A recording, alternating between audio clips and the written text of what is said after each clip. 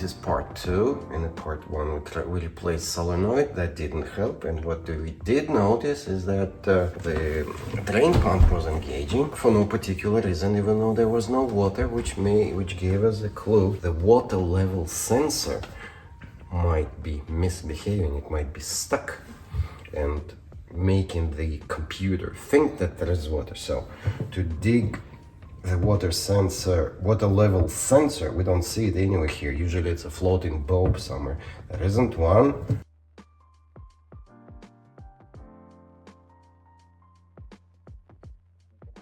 So we're gonna dig for it. Unscrew the plastic bolts. Take the filter out.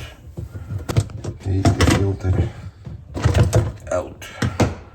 That's the water level sensor. There is a float inside which you can't see really, and there is no way to tell whether it's stuck or not stuck, so we will have to take it out.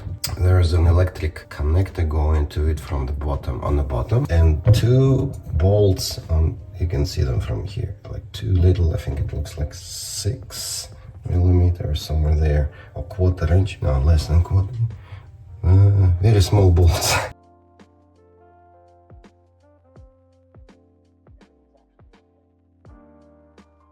The standard screwdriver, which takes this hex nipples, works on those bolts.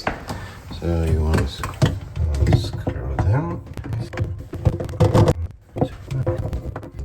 And now this one could have been taken earlier. And there it goes. And there's an electric connector on the bottom holding it, so I'm not gonna pull it too tight. I'm going to put it back for now. We will turn this thing over, unplug the electric connector, and then take the level out.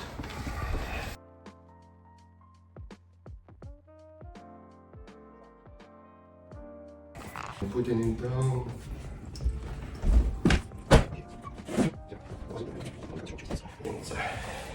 More towels.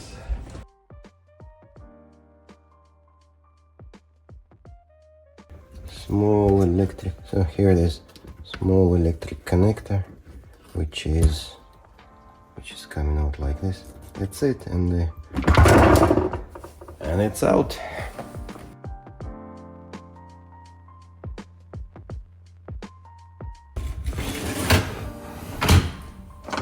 There it is. It was stuck in the up position, and vigorously shaking it makes it unstuck. I could see it happening already if some hot oil gets in, hot oils, and then it cools down. Hot oils form a thin crust, or they solidify, and basically it gets stuck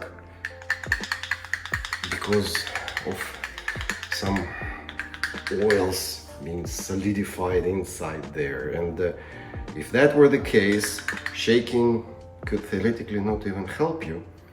And what you could try then is pour really hot water, or put it into hot water for a while, or pour hot water on it, which is probably a good idea to do now.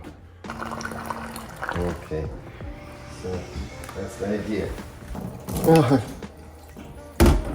I have to place it on something.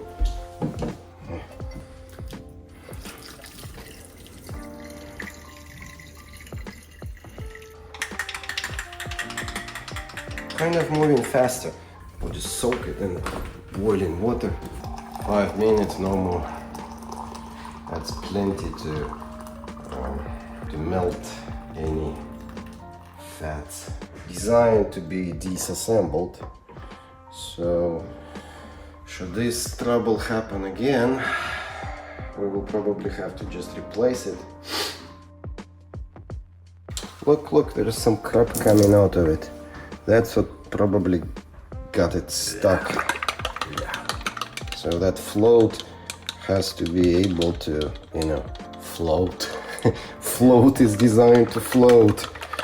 And we're just cleaning it out on the same principle as dishwasher works or washer machines, right? There's just lots of movement of really hot water.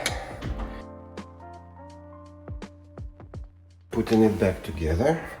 Now that this one is very clean, there's a slight movement makes the float move.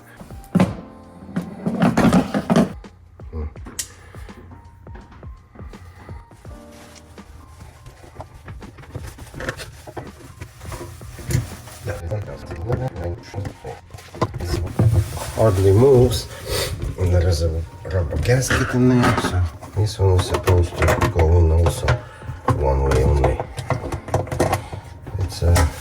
That's a good design when ports fit only one way.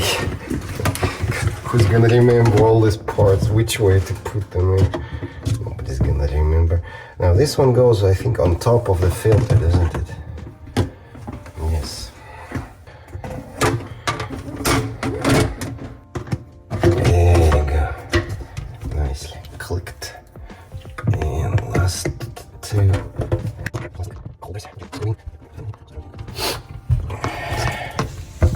And it's done. We should not forget to plug in the electric connector for the water level. And we plug it back in. And we are done. Water level sensor was stuck in an up position, and that's all it was. So we saved at least $200-300 for the repairman to come in, replace water level sensor, and